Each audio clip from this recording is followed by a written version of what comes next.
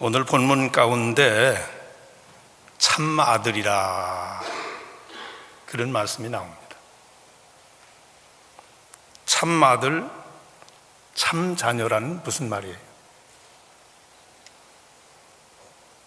참 아들에게는 이 말씀에 보면 권면이 있고 꾸지람이 있다, 그렇게 말씀하고 있습니다. 그리고 때로는 채찍질이 있습니다. 그러면 참 자식이다. 그러나 아무리 잘못을 해도, 아무리 방탕을 해도, 아무리 제멋대로 살아도 채찍질이 없다면 이미 그 자식은 버린 자식이에요. 여러분, 어린아이들은요 늘 스스로 나는 사랑받고 있는 존재다, 그 사실을 확인을 해요. 그래서 자다가도 벌떡 일어나서 엄마 아빠 방에서 엄마 하고 엄마 품에 안기잖아요.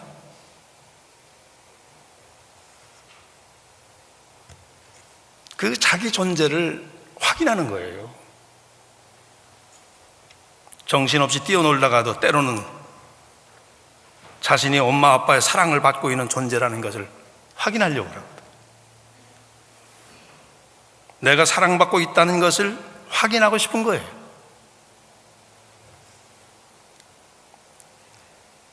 내가 사랑받고 있다는 존재를 확인해야만 안심이 되고 마음이 편안해요. 여러분, 오늘도 하나님의 사랑받고 있음을 확인하기 위해서 이 자리에 나오신 줄로 믿습니다. 여러분, 하나님의 사랑을 받고 계시죠? 하나님이 참 자식이죠? 네. 그 나는 사랑받는 존재가 의심이 생길 때 참을 수가 없는 거예요. 여러분, 사회에서도 교회에서도 보면은 어른 아이들이 더러 있어요. 어른 아이들. 별것도 아닌 것 가지고 삐지고 불평하고 말썽을 부리고 문제를 일으키고 항상 불만이 가득 차 있어요. 벌써 그 얼굴을 보면 압니다. 왜 그런지 아세요? 내가 인정받지 못하고 사랑받지 못하고 있구나, 나를 알아주지 않는구나 할 때 참지 못하고 견디지 못하는 거예요. 성숙하지 못한 어린아이와 다를 바가 없습니다. 아마 이 드림교회는 그런 분 없죠? 네. 이쪽만 아멘 하시네.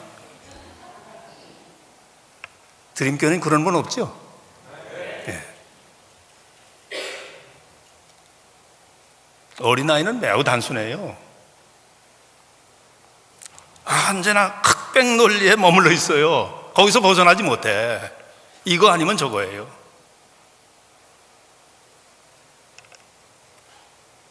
그래서 스스로 생각한 대로 원하는 대로 이루어지면 나는 사랑받고 있구나,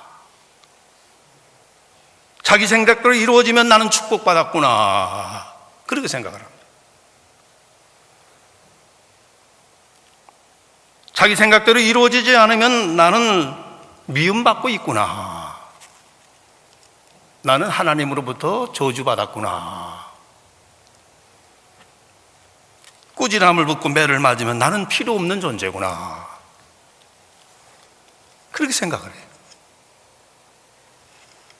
그래서 쉽게 실망하고 낙심합니다.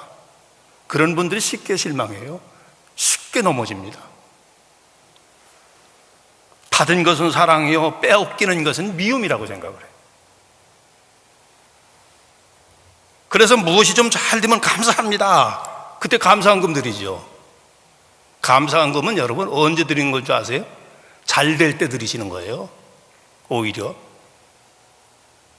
잘 안 될 때도 드려야지만 잘 될 때도 드려야 돼요. 우리가 뭘 안 되고 실패하고 질병에 걸렸다가 나으면 그때 감사한금 드리잖아요. 그때 감사하잖아요. 여러분, 성숙해지면 모든 것을 사랑으로 소화해요. 칭찬도 사랑이요, 책망도 사랑이요, 때로는 채찍질도 사랑이요, 실패도 사랑이요, 질병도 사랑이요. 사랑인 것을 알게 됩니다. 근데 간혹 보면 꽤 나이가 들었는데도 교회 신앙생활 연륜이 꽤 많이 들었어요. 평생 신앙생활 했어요. 집사, 권사, 장로가 되었는데도 그 흑백 논리에서 벗어나지 못해요. 거기서 조금 더 한 발짝도 벗어나지 못해요. 교회에서 내 뜻대로 되어야만 만족하는 사람이 있습니다. 이 드림교회가 500명 이상 성도들이 모여 있는데, 예? 내 뜻은 몇만 관철이 되면 돼?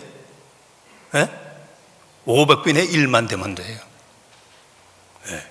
근데 어떤 사람은 100% 내 뜻대로 돼야 돼. 내 생각대로 돼야 돼. 그렇지 않으면 그냥 불만하고, 그냥 원망하고, 미워하고, 비판하고. 교회에서도 내 뜻대로 돼야 만족하는 사람, 아직도 미성숙한 사람. 회의를 할 때도 보면은요, 내 의견대로 안 되면 견디지 못하는 사람이 있어요. 제가 나선 금난교회에서 목회하면서 그런 사람이 참 많았어요. 이 교회는 한 분도 없는 줄 압니다. 예. 장로님 없죠? 예. 우리 저 대선배 목사, 저 장로님이신데, 예.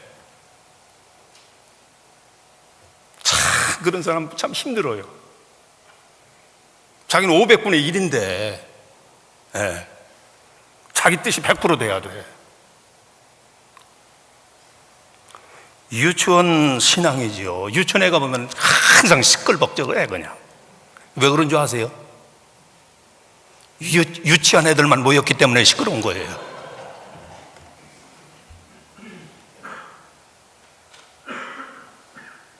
이 드림교회는 유치원이 되면 안 돼요. 아멘? 예.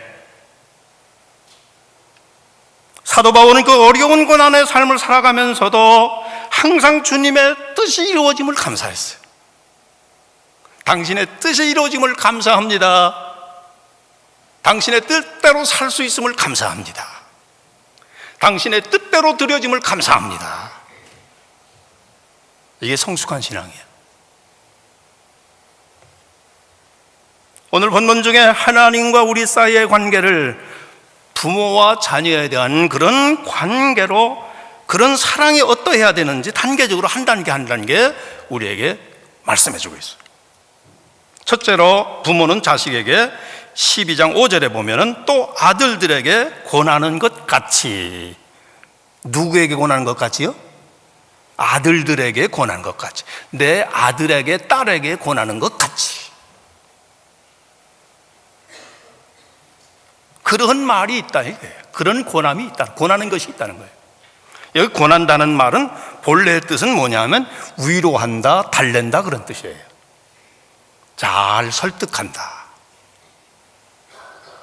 부모는 자식을 사랑함으로 잘했다고 칭찬도 하고 권면도 하고 달래보기도 하는 거예요. 부모는 자식에게 간곡히 권해보기도 하는 거예요. 이것은 우리들이 부모들로부터 들은 바요, 또한 부모가 되어 자식들에게 그대로 해야만 하는 거예요. 이것이 없는 부모는 없지요. 두 번째는 12장 5절 중반절에 보면은 너희에게 권면하신 말씀을 잊었도다 그랬어요. 잊었도다. 이 말씀의 본래 뜻은 강연을 한다, 설교한다, 그런 뜻이에요. 예. 너희에게 권면하신 말씀, 설교한다, 그런 뜻이에요. 여러분, 부모는 자식에게 언제나 설교합니다. 설교는 뭐예요?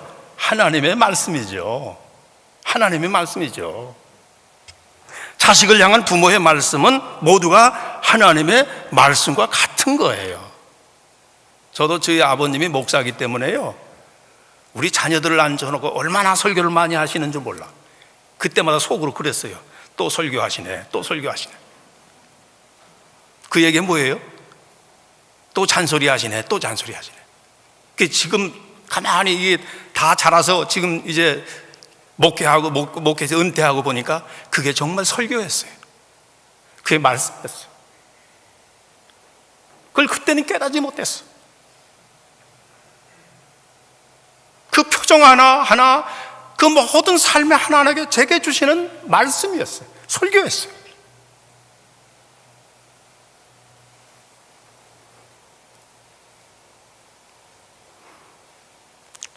부모님의 권면 속에는 진정한 교훈이 있습니다.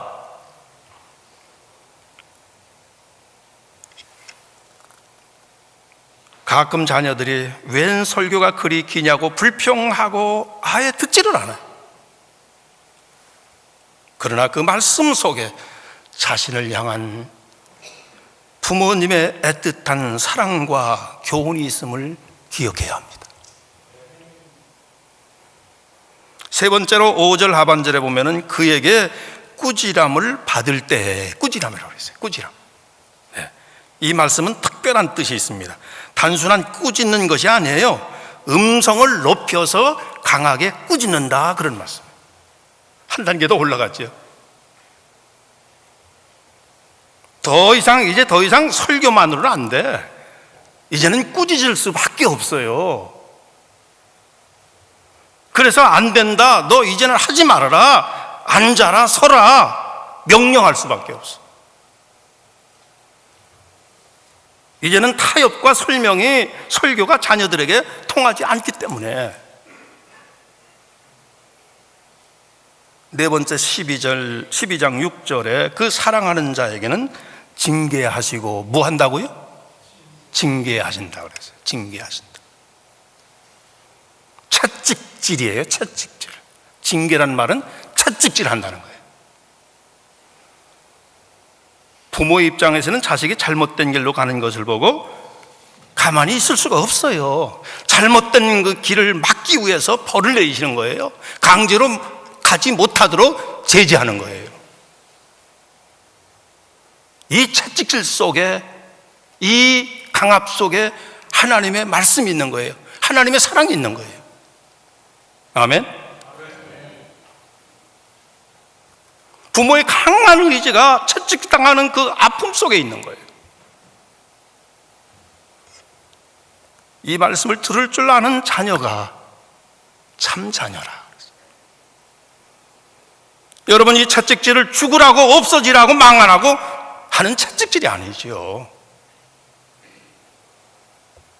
심판과 저주가 아니에요. 이 채찍질 속에 담긴 뜨거운 사랑과 자비가 있는 거예요. 자식을 위하는 깊은 의지와 그 부모의 마음이 그 속에 있음을 우리가 깨달아야 참 자녀가 되는 거예요. 제가 어렸을 때 저희 아버님이 일본에 가 계셨기 때문에 저희 어머님이 5남매를 혼자 키우셨어요. 얼마나 고생 많이 하셨는지 몰라요. 제가 장남이기 때문에 동생들이 잘못해도요, 대표로 제가 야단을 맞아요. 어느 명절 때가 돼서 어머님이 저희들에게, 아마 이때쯤 되는 것 같아요. 다음 주가 뭐 구정이죠, 한국에서요. 예. 여기서는 뭐 구정이 별로 이제 뭐 실감이 안 납니다만, 새 옷을 입히셨어요. 연세 많은 분들은 아실 거예요. 예. 지금 옷 한 벌은 뭐 아무것도 아니죠. 뭐 20불, 30불이면 사 입잖아요. 예? 좀 비싼 거는 100불, 200불도 가지만.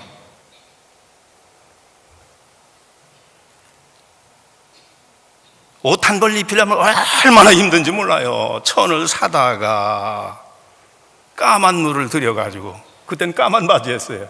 까만 바지 저고리. 밤을 새워가면서 바늘로 한 올 한 올 딱 바느질 합니다. 다듬이질을 합니다. 얼마나 많은 정성이 들어가는지 몰라요. 오남매에게 몇 날 며칠 밤을 새워서 새 옷을 입혀 놓았는데 제가 동생들을 데리고 나가서 놀다가 금방 흙탕물이 됐어. 티범벅이 됐어. 그날 저녁에 제가 대신해서 오남매를 대신해서 제가 엄마한테 종아리를 맞았습니다. 밤에 잠을 자는데 저희 어머님이 뻘겋게 부어오른 제 종아리를 어루만지시면서 눈물을 줄줄 흘리시고 계세요. 그 어머님이 작년 8월에 돌아가셨어요. 31일에.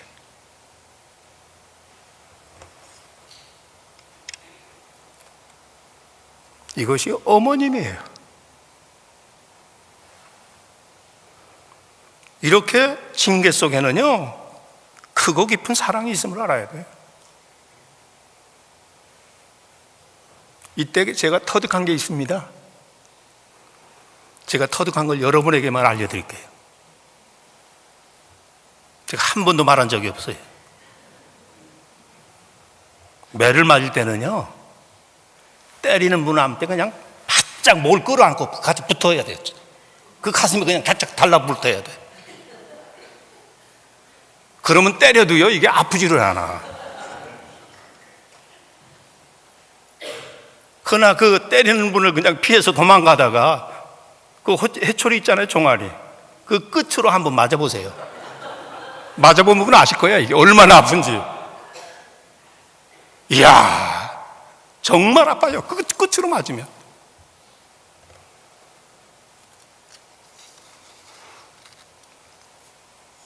매를 맞을 때는요, 때리는 분에게 탑썩 안기세요. 목을 끌어안고 그 가슴에 탑썩 안기세요. 그러면 때릴 수가 없어요.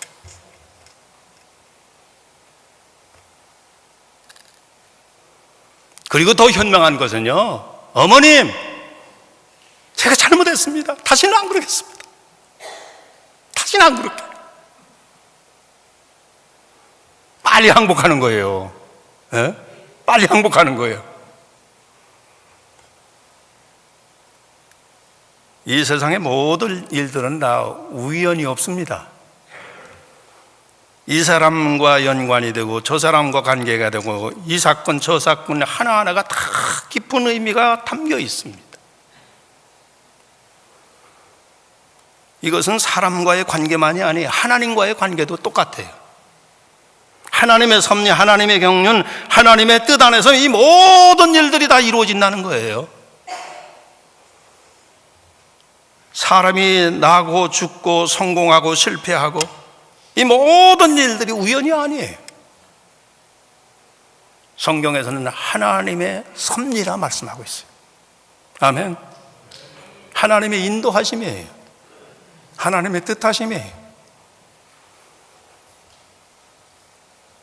하나님의 통치 속에서 이루어지는 사건을 여러분 겸손히 인정하시고 늘 주님 앞에 항복하시는, 순종하고 복종하시는 여러분 되시기를 주님의 이름으로 축원합니다. 오늘 11절에 무릇 징계가 당시에는 즐거워 보이지 않고 슬퍼 보이나 지금 당장에는 그 당하는 어려움이 때로는 징계가 되고 슬프게 보일지 모르지만은 그러나 그 속에 하나님의 깊은 사랑이 있어요. 독수리가 새끼를 훈련시킬 때 여러분 잘 아시잖아요. 굉장히 무섭게 훈련시킨다고 그러잖아요. 둥우리를 만들어서 알을 낳고 그냥 자기 털을 다 뽑아가지고 새 둥지를 스위트홈을 만들잖아요. 예? 그럼 어느 정도 자라게 되면 자기 털을 다 날려버려. 그냥 날개로 다 날려버려. 그 푹신푹신하는 둥우리가 가시만 남아요. 앉아서 견딜 수가 없어요. 그리고 새끼들을 다 몰아서 낭떠러지도록 이제 떨어뜨려서 밀어버린다고 그러잖아요. 그러면 어떻게 해요? 죽기 살기로, 죽기 아니면 살기로 연약한 날개를 퍼득거면서 그때 날게 된다는 거예요. 정말 매정한 것 같지만 여기에 자기 새끼를 강하게 키우는 어미의 사랑이 있습니다. 이렇게 강하게 훈련받지 않으면 이 험한 세상을 살아갈 수 없기 때문에, 사랑하는 성도 여러분, 우리가 모두가 과거에 진노의 마귀의 자녀였어요. 그런데 하나님이 우리를 선택하셔서 하나님의 자녀로 만들어 주셨어요. 그런데 우리들은 아직도 과거의 나쁜 습관이 남아 있습니다. 이 나쁜 버릇과 습관이 때로는 불긋불긋 되살아나. 조그마한 이익과 조그마한 자존심 때문에 남을 무시하고 남에게 상처를 주고 남을 험뜯고, 이런 교만함이 아직도 우리 속에 가득 차 있어요. 자기 기득권을 행사하면서 자기의 영역을 조금쯤도 양보하지 않으려는 그런 이기심이 그대로 우리에게 있어요. 우리는 하나님의 자녀가 이미 되었습니다. 그러나 우리들에게 아직도 못된 옛 버릇이 남아 있어요. 이 버릇을 고치는 데는 무척이나 많은 단련과 시련이 필요해요. 유명한 철학자 파스칼은요, 이런 말을 했어요. 당신을 섬기라고 제게 건강을 주셨지만 저는 세상 쾌락을 위해서, 나만을 위해서 그것을 다 써버렸습니다. 당신은 제게 의를 깨우쳐 주시려고 병을 주셨습니다. 이제 깊이 생각하면서 당신 앞에 참회의 기도를 드립니다. 얼마나 귀한 깨달음입니까? 우리에게 때때로 실패하는 아픔이 있습니다. 그러나 여기에서 구체적인 하나님의 사랑이 있음을 아시기를 바랍니다. 하나님은 특별히 사랑하는 사람을 역경을 통해서, 고난을 통해서, 실패를 통해서, 때로는 질병을 통해서 교육하시고 훈련시키고 연단시키십니다. 이 놀라운 은혜를 종교개혁자 칼뱅은 뭐라고 표현하는 거 아니? 불가항력적인 은혜라 그랬어요. 불가항력적인 은혜. 하나님께서는 강한 의지로 당신의 뜻을 여러 가지 모양으로 이루고 가지고 계세요. 그러므로 우리들은 성공과 실패를 함부로 말하지 말아야 돼요. 어떤 사람은 성공한 사람입니까? 여러분, 어떤 사람이에요? 사업을 잘 이룬 사람이에요? 돈 꽤나 모은 그런 재물이 넉넉한 사람이에요? 학문으로 뭘 이룬 사람이에요? 아니에요. 정말 성공한 사람은 마지막을 봐야 돼.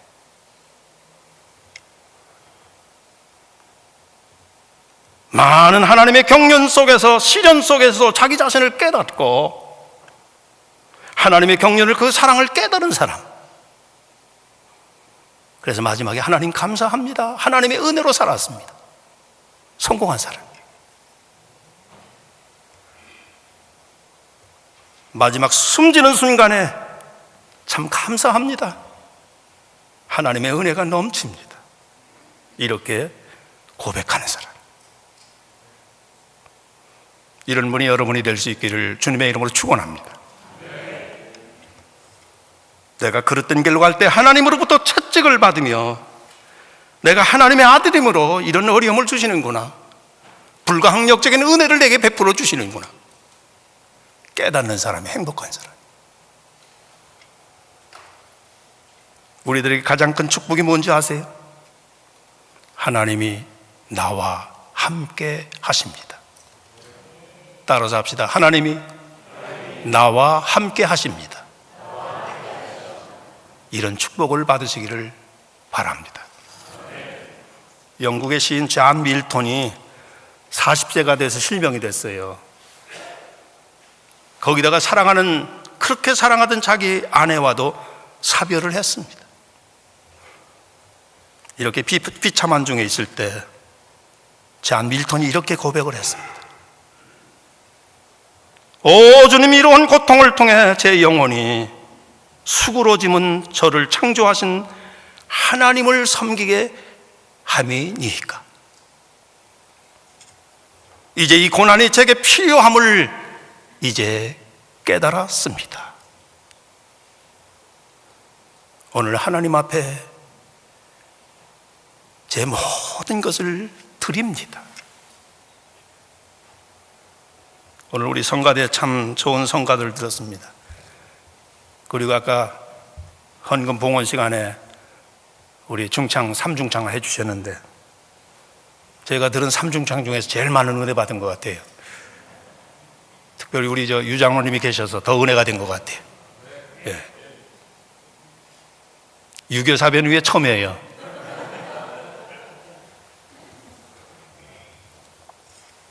이게 찬양 만들어내는 게 쉬운 일이 아니거든요. 네. 악포를 놓고 또 지휘하는 우리 성가대 참 은혜스러운 찬양하셨어요. 이게 쉬운 일이 아니거든요.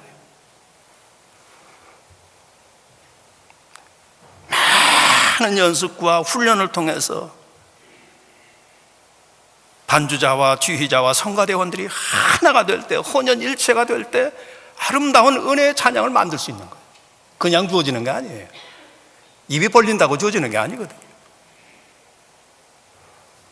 하나님께서 내리시는 실패와 아픔 속에는 하나님의 깊은 사랑이 있습니다. 하나님의 놀라운 강권적인 은혜가 있습니다. 미국의 4대 대통령이었던 메디슨 제임스라고 하는 분이 이런 기도문을 썼습니다.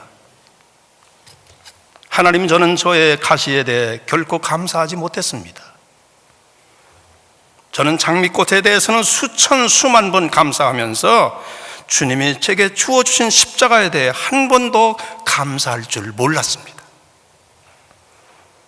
고난을 통해 저의 인생 항로를 완성하신 사랑의 주님, 이제 저에게 이 가시의 가치를 가르쳐 주옵소서. 그러면 저의 눈물이 무지개임을 알겠나이다. 그리고 저에게 고난당하는 것이 제게 유익한 것이라고 말할 수 있게 하옵소서. 아멘. 여러분 국제시장 영화 보셨죠? 저도 보셨어요. 목사님 보셨죠? 많은 분들이 한번 보셨던 것 같아요. 1300만 명이 한국에서 봤대요. 이게 역사에 없었던 일이에요. 한국 영화에. 저도 봤는데 지지리도 못 살던 우리 한국이 이렇게 잘 살 수 있었던 것은요, 이 모두가 그 주인공, 그 영화에 나오는 주인공이 덕수라는 사람이거든요. 덕수라는 분인데, 저는 그 한국이 이렇게 잘 살 수 있게 된 것은 수많은 그 고난 속에서, 역경 속에서 그 고난을 이기고 일어선 덕수들 때문에,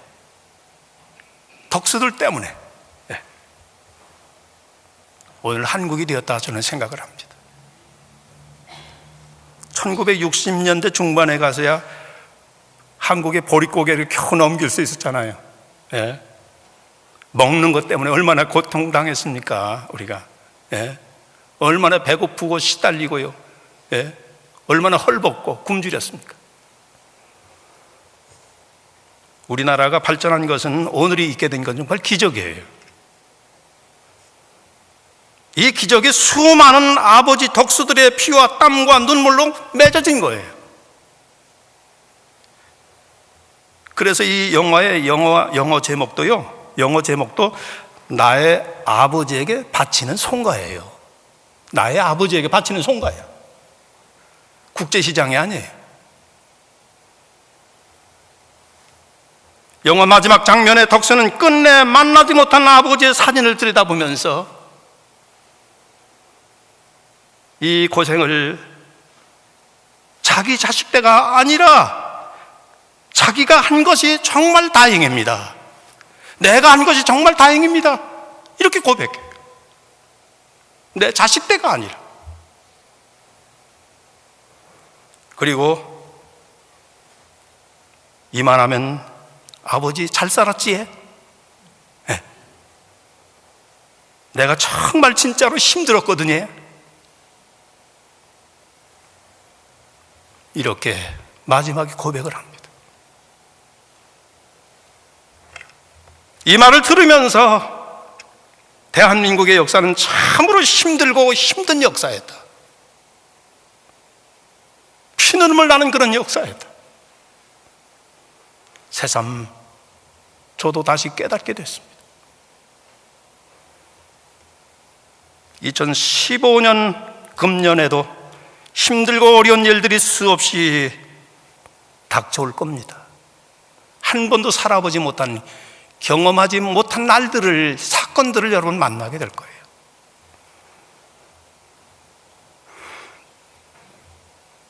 지금의 고난과 또 앞으로 닥칠 이런 역경, 아픔, 내게 큰 유익이 되었다.